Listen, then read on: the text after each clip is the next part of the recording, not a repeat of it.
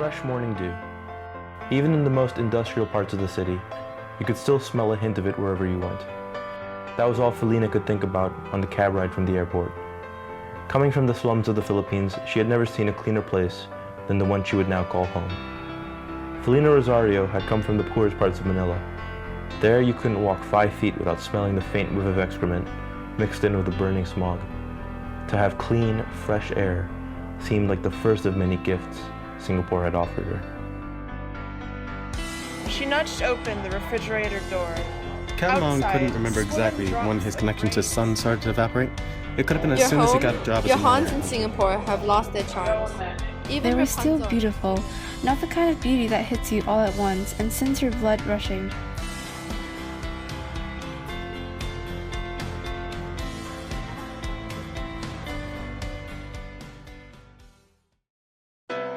The name of her book is Beneath the Lion City, Irreal Stories of Singapore, and the authors are the AT Writing Seminar students.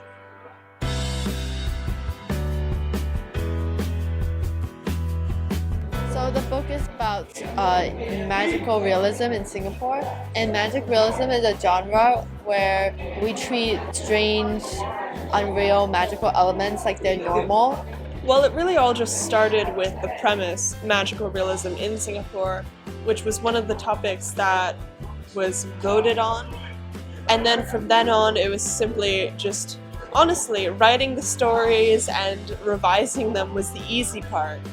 So after we all individually revised our stories, the editorial team went through and helped each person edit the stories. Went through each stories, made comments, consulted with the authors, made sure we adhered to specific stylistic guidelines and such.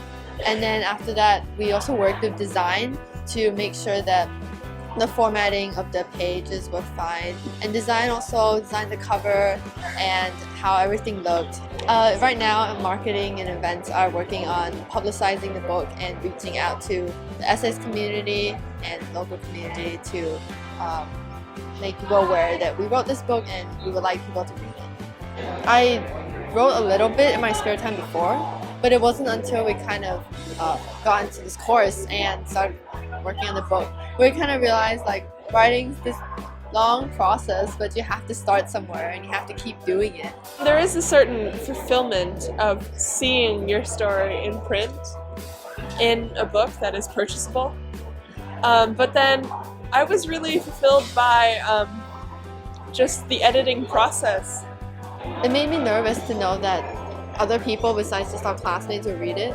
So I was like, okay, we all want to have a really good story, really good book. I learned how to better compromise with 25 other students and the teacher who is very nervous about this book too. To sort of have this experience in the publishing world, to sort of expand into the writing world past simply writing stories and leaving them to rot in a drafts folder. So you can pick up a copy of our book in the Booster booth or order it from lulu.com. It's also on Amazon. Yes. Leave a review on Goodreads.